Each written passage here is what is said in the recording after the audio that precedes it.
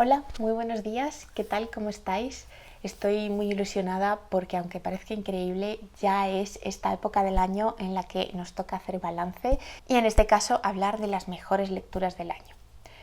Unas breves aclaraciones antes de empezar, y es que esto no va a ser un ranking, no vamos a ir del 10 al 1 porque a mí me cuesta muchísimo poner una valoración. De hecho, yo no le pongo estrellas a los libros porque valoro muchos aspectos y me cuesta mucho de eso sacar una valoración tan redonda y tan específica, y hay libros que me han gustado por un aspecto, sin embargo no me han convencido por otro. Bueno, en fin, que hay varias categorías en esta lista. En la primera de ellas están mis 8 favoritos, las 8 novelas que me han parecido absolutamente brillantes y absolutamente redondas por el interés de los temas que tratan, por el estilo con el que están escritos y, algo muy importante, porque son redondas en cuanto a inicio, desarrollo y final. Y es que a veces los finales estropean la experiencia de lectura. Además de estas 8 novelas, he añadido 3 menciones honoríficas porque son 3 novelas que no me han parecido absolutamente redondas, pero aún así me han parecido magníficas y que me gustaría recomendarlas y que me gustaría hablar de ellas, por eso estarán en esta lista. Además, voy a hablar de un ensayo, casi el único que he leído este año, pero que me ha parecido muy interesante, me ha parecido muy bien escrito y también quiero recomendároslo. Y por último estarán 3 colecciones de relatos, pero lo que me gustaría hacer es hablar de relatos en particular, no de las colecciones como completas, sino de unos relatos en particular y deciros por qué me han gustado especialmente estos relatos.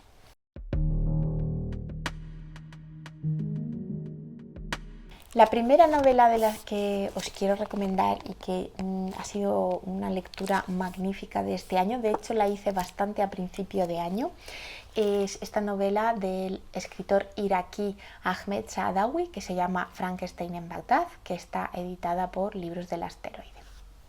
Libros del Asteroide, que es una de mis editoriales favoritas, tienen unas ediciones buenísimas, tienen unos tamaños de letras siempre muy buenos y son muy cómodas de leer. Bueno, paréntesis aparte.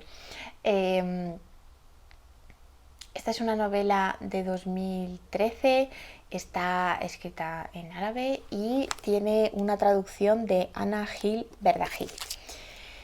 La historia se desarrolla después de la Segunda Guerra de Irak, cuando todavía hay tropas estadounidenses en Bagdad, y allí conocemos un Bagdad que está absolutamente destruido y desolado, y así también su población.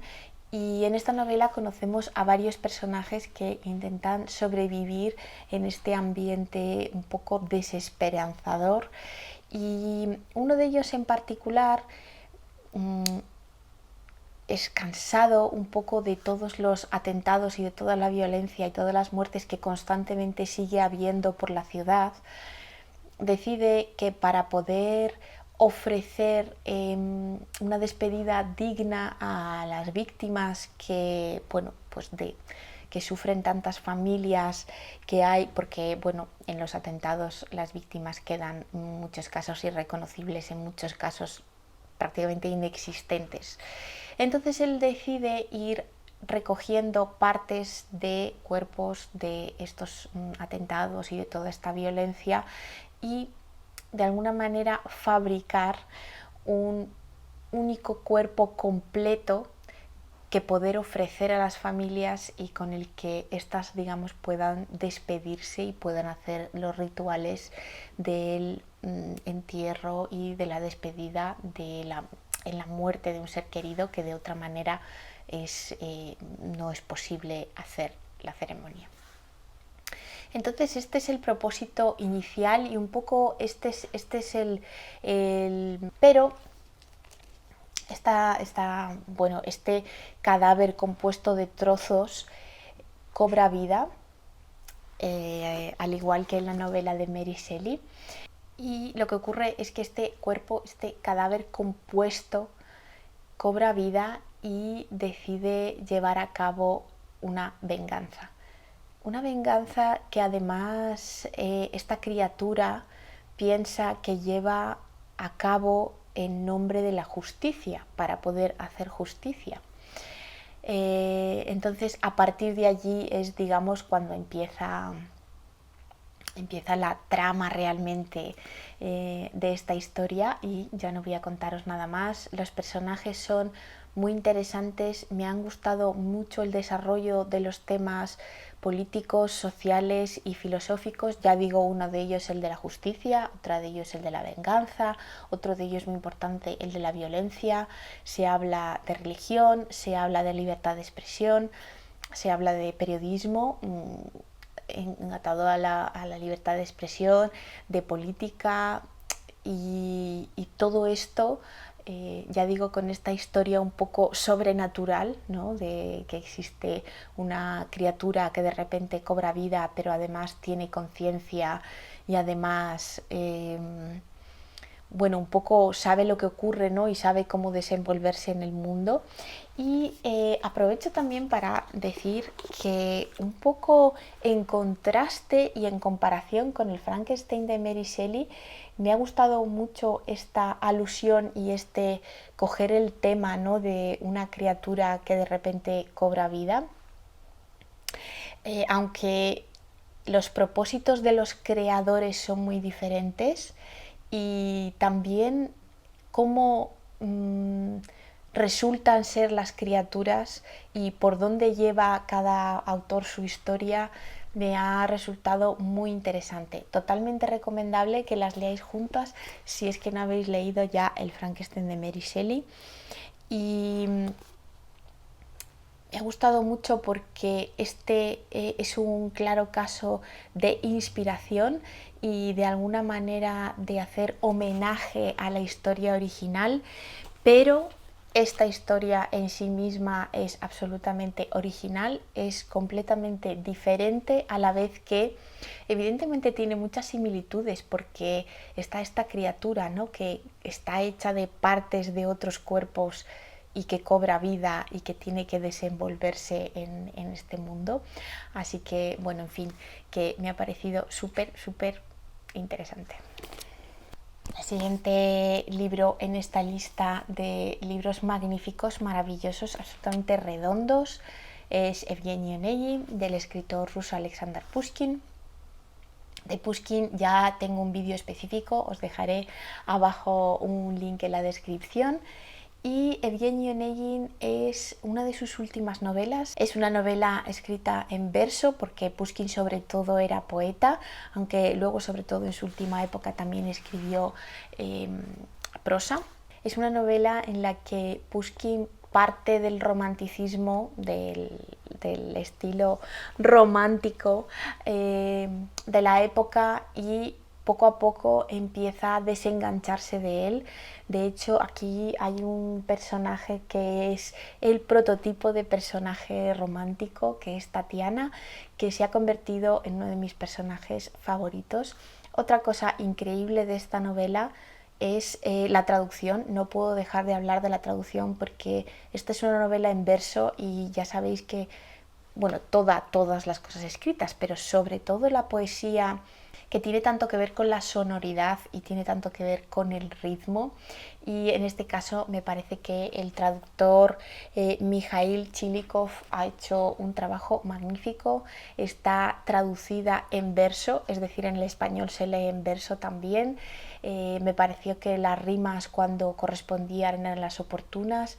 Me parece que se mantiene el ritmo de ser poesía, pero a la vez resulta una historia muy fácil de leer, muy reconfortante. Las páginas pasan volando. Y bueno, Evgeny Onegin es un poco el prototipo de personaje de Don Juan. Es un personaje que lo tiene todo, que vive en la alta sociedad, que rodeado de mujeres, rodeado de lujos, pero llega un momento en su vida que todo eso le cansa, que se da cuenta que todo eso no le lleva a ninguna parte, no le trae ningún tipo de satisfacción. Entonces empieza a buscar otras cosas, y es una novela que habla de la amistad, que habla del amor, y que es muy existencialista, que habla del sentido de la vida y de realmente cuáles son las cosas importantes a las que deberíamos dedicar nuestra energía. Y es una novela de las que conocemos a nuestros personajes de jóvenes, ocurren una serie de cosas, de circunstancias, de decisiones y al final les conocemos muchos años después y vemos cómo ha pasado el tiempo y si se arrepienten o no se arrepienten de las decisiones que tomaron de jóvenes. Bueno, puedo estar hablando de esta novela durante horas y horas, pero no es el propósito de este vídeo. Por favor, si no habéis leído Evgeny Onegin, da igual si os gusta o no la poesía, de verdad que esto no es un freno para nada. Es mi recomendación absoluta de clásicos. Es un libro absolutamente imprescindible. Seguimos. Una de las grandes sorpresas y encuentros que he tenido este año ha sido con la italiana Elsa Morante. Y es que estuve buscando escritoras italianas, que quería conocer un poco más la literatura italiana porque la conozco muy poco. También quería que fuese una literatura relativamente contemporánea, ¿no? Este es un libro de 1982 y se llama Araceli. De este libro ya he hablado en un montón de vídeos. Es un libro muy oscuro, es un libro que está magníficamente bien escrito. El estilo de la autora es muy poético, muy lírico y a la vez no es nada denso, no es nada difícil de leer, más allá de que a mí lo que me pasó es que leyendo algunas partes la carga emocional que tenían las palabras y las cosas que contaban es la que me hacía frenar y es la que me hacía tener que parar y hacer pausas y reflexionar antes de poder continuar. Además es un libro bastante gordito, tiene unas 500 páginas. ¿De qué va Araceli? Araceli es la búsqueda desesperada de un hombre por recuperar el recuerdo o la relación, el amor que tenía con su madre cuando era niño, y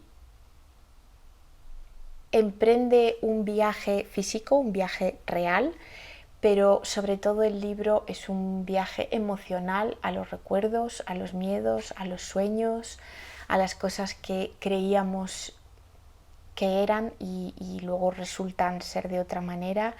Y yo, si tuviese que resumir mucho y describir con una palabra, este es un libro sobre la soledad. Otro gran descubrimiento también de una escritora europea, en este caso de la húngara Magda Szabo, es La balada de Iza. Y este libro me sorprendió mucho. Hubo una época durante este año en la que estuve buscando, intentando leer literatura de, ya digo, relativamente contemporánea. Creo que este libro es de los años 60, de escritores sobre todo de los países de Europa del Este. En este caso, este fue mi elección para Hungría y todo el mundo habla maravillas de esta escritora y yo no sabía qué esperar, la verdad. Y ya digo, fui bastante a ciegas, por cierto, igual que en el caso de Araceli, y fue una gran sorpresa. Este libro también está magníficamente bien escrito. Tiene una protagonista que seguramente irrite a muchos porque es una protagonista imperfecta, es egoísta, es perfeccionista, es una médico de mucho éxito que vive en la capital, en Budapest, y la conocemos cuando fallece su padre al principio de las primeras páginas de la novela y ella vuelve a su pueblo natal a estar con su madre y también a proponerla que se vaya a vivir con ella a Budapest para que pues no se quede sola en el pueblo. Pero esta historia no es solo sobre la madre y la hija, que por cierto no se entienden porque están como en universos diferentes, cada una de ellas intenta entender a la otra y también intenta complacer a la otra, pero no. Y bueno, el resto de personajes que vamos conociendo a través de recuerdos y de que nos cuentan el pasado también de estos personajes, que son el padre de Iza, que es la protagonista, el ex marido de Iza, que es otro doctor, que también es un personaje muy importante dentro de esta historia, y también los personajes secundarios. En fin, es una novela que habla de muchas cosas y realmente saca mucho en apenas, que tiene 280 páginas. Esto también me sorprendió, que siendo tan breve realmente es tan extensa y tan profunda. La siguiente gran sorpresa y gran alegría del año fue de la japonesa Yukio Tsushima, con este Territorio de Luz. Si habéis visto alguno de mis otros vídeos ya sabréis que me encanta la literatura japonesa y que este año en particular he priorizado leer mucha literatura japonesa, y este sin duda ha sido mi favorito de todos los libros japoneses, y también está en esta lista en general de todas mis lecturas. Territorio de Luz es la historia de una madre que tiene una niña pequeña de 3 años y su marido y ella deciden separarse, con lo que ella con la niña busca un nuevo sitio para vivir.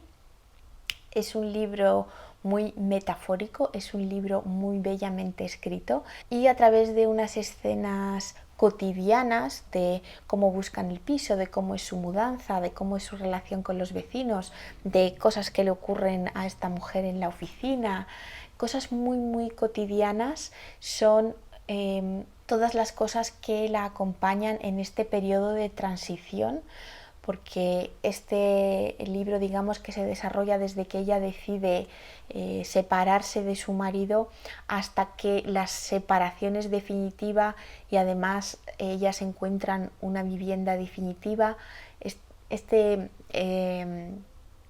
periodo de transición entre dos etapas en las que todavía una etapa no ha finalizado y aún no ha empezado, no ha solidificado la siguiente, con lo cual estás un poco a vuelo entre dos cosas, y me gustó mucho el estilo de la autora. Me gustó mucho también su protagonista, que es una protagonista que también frustra a muchos lectores, y sé que a mucha gente no le gusta este libro por la protagonista, pero a mí me parecía una protagonista muy interesante. No es una protagonista buena, no es una heroína, tiene muchos defectos, comete muchos errores, y a pesar de eso quiere mucho a su hija y realmente intenta salir adelante y encontrar una nueva situación de equilibrio en la que, bueno, pues poder dedicarse, ¿no?, un poco más a esta faceta de madre, que es una parte tan importante de su vida. La siguiente novela que voy a incluir aquí es Novela de ajedrez, del austríaco Stefan Zweig. Creo que Stefan Zweig no necesita presentación, es uno de los escritores mejor reconocidos europeos del siglo XX, y él escribía sobre todo, bueno, escribía muchas cosas, pero en cuanto a ficción escribía sobre todo novelas breves o relatos largos. Yo, como él los llama novelas, y bueno, en las ediciones se llaman novelas, las voy a llamar novelas. En este caso, Novela de ajedrez tiene unas 70 páginas, o sea, es una novela muy breve o un relato muy largo.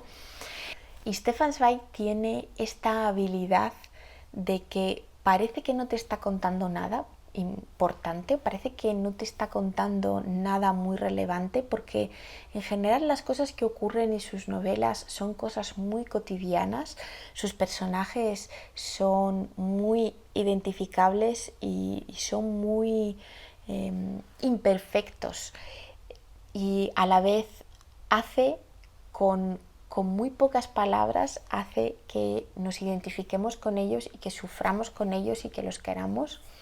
Y este no es una excepción.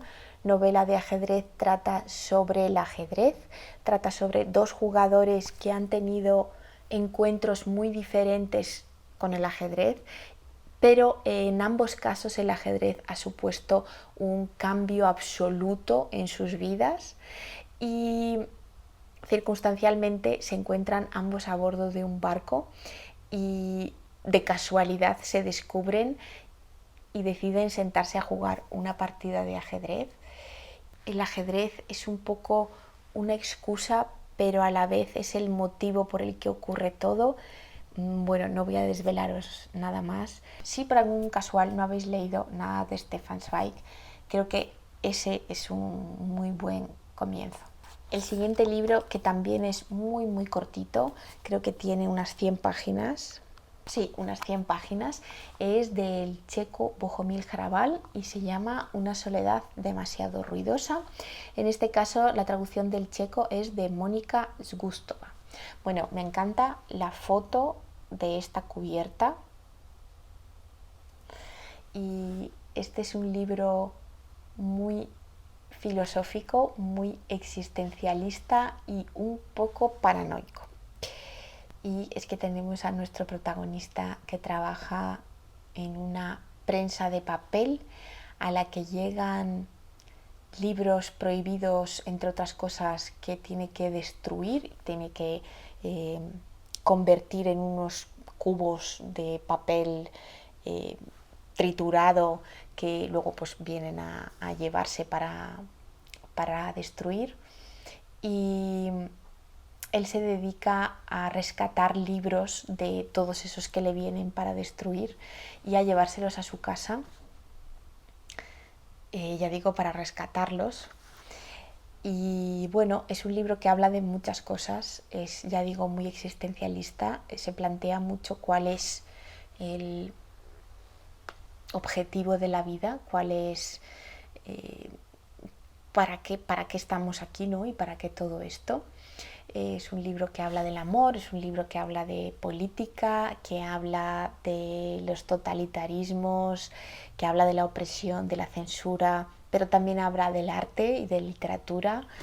Y bueno, en muy pocas páginas, la verdad es que es un libro muy condensado. De hecho, a mí yo tuve que leerlo 2 veces, porque la primera vez que lo leí, no sé si es que estaba distraída o qué me pasó, no fui capaz de procesar todo lo que había ahí, y cuando lo terminé lo dejé estar y al cabo de unas semanas lo volví a leer y me parece un libro magnífico.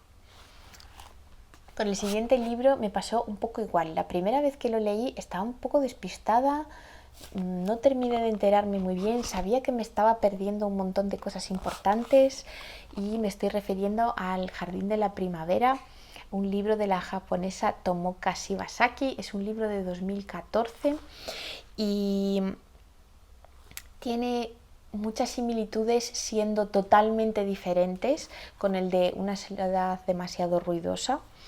Y también me pareció un libro que muy poco dice mucho, un libro muy condensado. El estilo es completamente diferente, los temas, algunos son parecidos, como el de la existencia, ¿no? Y para qué estamos aquí y cuáles son las cosas importantes de la vida, pero tratadas desde un punto de vista totalmente diferente. Y también es un libro muy simbólico, me gustó mucho cómo usaban los símbolos ambos libros, por eso los he puesto así seguidos, porque dentro de su completa diferencia, porque ni en estilo, ni en cómo abordan los temas, ni los personajes tienen nada que ver, y a la vez fueron 2 libros que me sugirieron muchas cosas, que me hicieron pensar mucho. Y sobre todo, ya digo, que esta parte simbólica y filosófica me gustó mucho en ambos.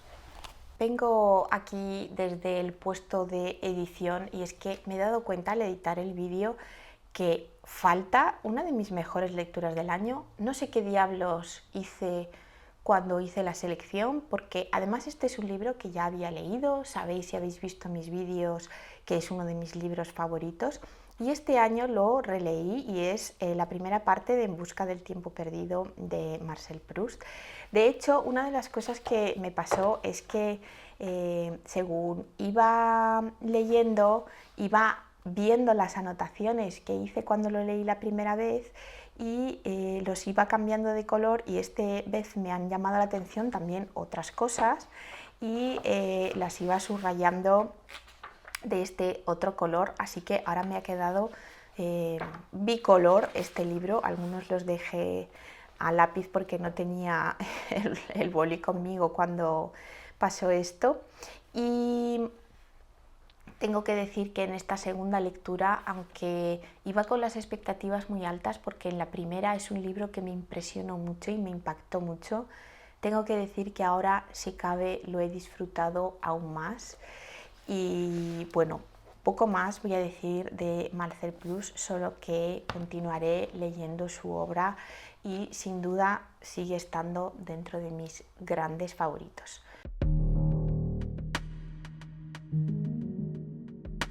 Y ahora quería hablaros de mis 3 menciones honoríficas. La primera de ellas es Al faro, de Virginia Woolf. Esta es una novela de 1927. Tengo pendiente leer aún mucha Virginia Woolf, solo he leído 2 o 3 cosas de ella, y este es un libro que, por su estructura y por esta forma que tiene Virginia Woolf tan de flujo de conciencia, que a veces la verdad es que es difícil de seguir, hay que releer, hay que tomárselo con calma, y también tiene la característica de que muy poco dice en realidad muchísimas cosas. Cada escena cotidiana, cada diálogo, cada pensamiento de cada personaje tienen mucha importancia y mucha trascendencia. Este es un libro que sobre todo narra el antes y el después de la Primera Guerra Mundial y cómo afectó eso a las familias, a la gente normal. En este caso es una familia pudiente que tiene una casa en un sitio de veraneo lejos de Londres, y allí hay un faro, y me gustó mucho la estructura, me gustó mucho el juego del tiempo de Virginia Woolf, y aún así me quedó una espinita, no sé muy bien por qué, que este libro no me pareció absolutamente redondo, pero sí que creo que es un libro magnífico y muy interesante, y de hecho es un libro que quiero releer junto, por supuesto, con el resto de obras de Virginia Woolf que me faltan. Así que muy recomendable en cualquier caso. El siguiente libro que quiero recomendaros en estas menciones honoríficas es El vino de la soledad, de la escritora ruso-francesa Irene Nemirovsky. El vino de la soledad es una novela sobre la soledad, es una novela triste y a la vez es una novela que tiene un final muy esperanzador. Tiene una protagonista absolutamente magnífica, absolutamente en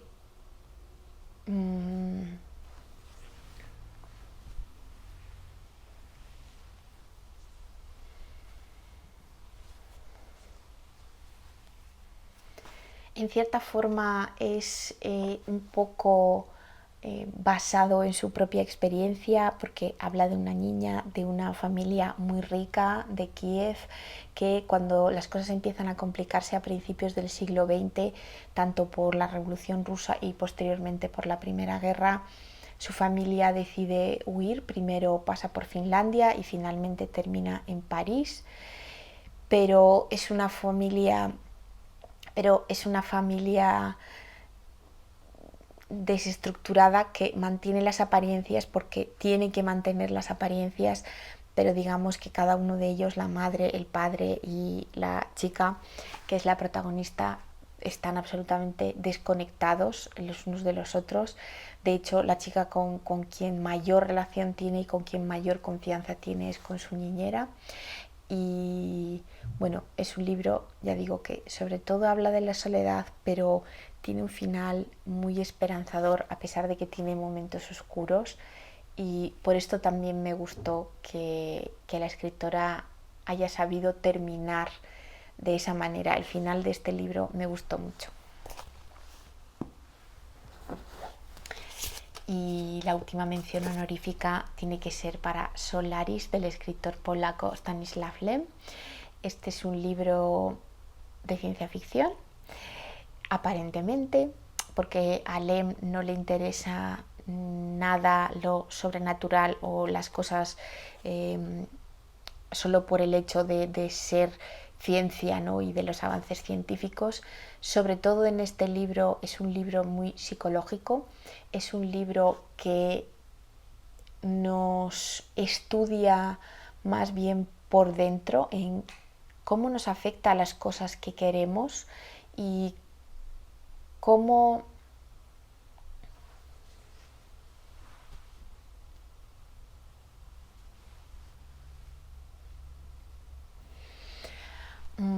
creo que es un libro que tiene muchas buenas cualidades, entre ellas que puede leerse como una historia de ciencia ficción pura y dura y también puede leerse como una novela psicológica, filosófica, que no tenga prácticamente nada que ver con la ciencia ficción, y creo que por eso también gusta a muchísima gente, porque tiene varias lecturas y cada uno puede quedarse con la lectura favorita.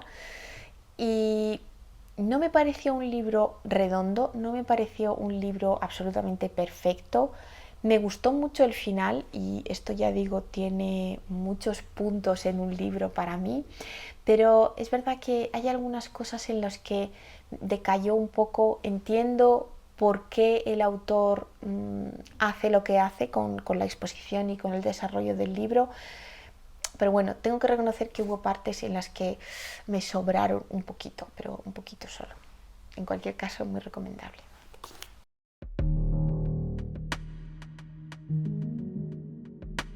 El siguiente libro, que es el ensayo que está entre mis mejores lecturas del año, es Ante el dolor de los demás, de la americana Susan Sontag. Este es un libro, creo que de 2010, y es un libro que habla... Ella tiene un ensayo previo que se llama Sobre la fotografía, me parece.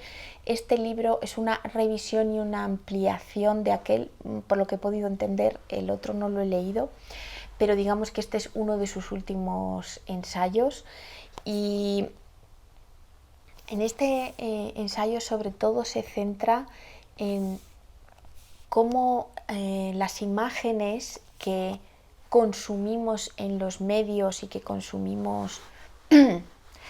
Este libro sobre todo se centra en cómo las imágenes de los conflictos violentos, de la violencia y del sufrimiento y del dolor de los demás que consumimos a través de los medios de comunicación, televisión, internet, periódicos, hace reflexiones sobre estas imágenes, se centra en las imágenes, ¿no? En la fotografía, hace también una revisión histórica, es decir, cuándo empezó la fotografía de guerra y cómo empezó. Hace no una crítica exactamente, pero sí muchas reflexiones sobre quién encarga las fotografías, cómo se usan las fotografías según las necesidades políticas del momento, y también hace una reflexión, nos hace reflexionar como consumidores de estas imágenes y de estas noticias, ¿qué es lo que buscamos al consumir esto? ¿Estamos mejor informados porque nuestras noticias están llenas de imágenes? ¿Estamos mejor informados porque hemos visto la imagen de alguien morir o de una persona muerta o el devastador, digamos, final de un ataque o de un accidente? Es un libro en el que anoté en prácticamente todas las páginas, tengo anotaciones y tengo un montón de cosas que me sugirió y que me hizo pensar este libro. También saqué una gran lista de bibliografía porque habla no solo de otros ensayos, sino habla de artistas, habla de fotógrafos, habla de periodistas, habla de novelas, habla de literatura. En fin, me pareció muy completo y me pareció extremadamente interesante y muy, muy relevante para la época en la que vivimos, la verdad.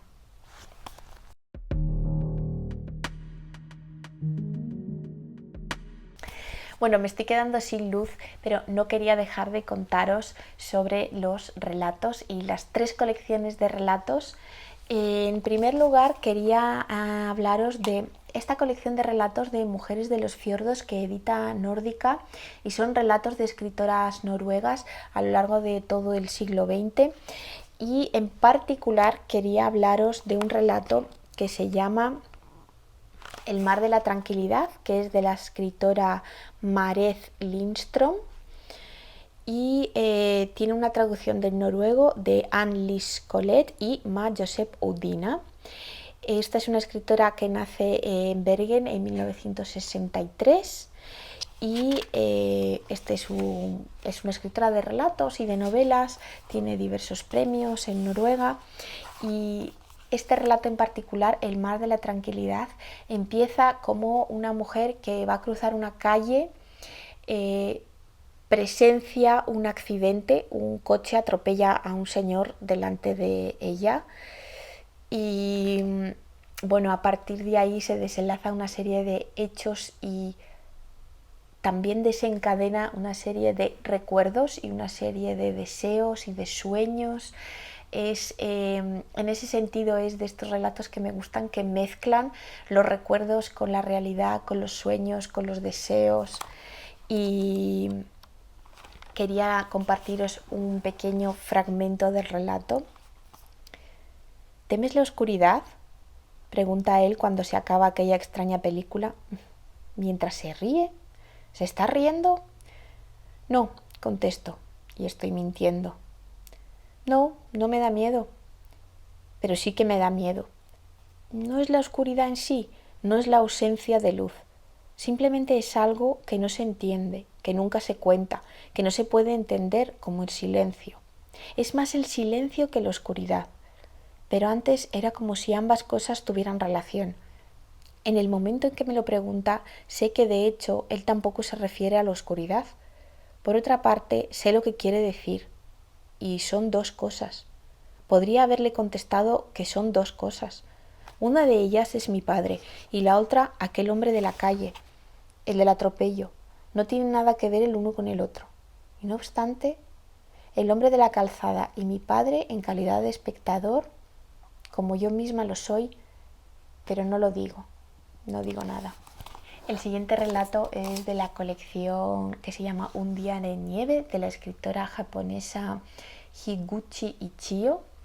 Y de esta colección quiero resaltar el relato que da título a la colección, que se llama Un día de nieve, porque además es un relato brevísimo, es un relato de apenas 8 páginas en la que se narra la aventura de una chica joven que se enamora de su maestro, y eso no está nada bien visto por la diferencia de edad y por otras diferencias sociales y otras convenciones sociales que no tienen nada que ver.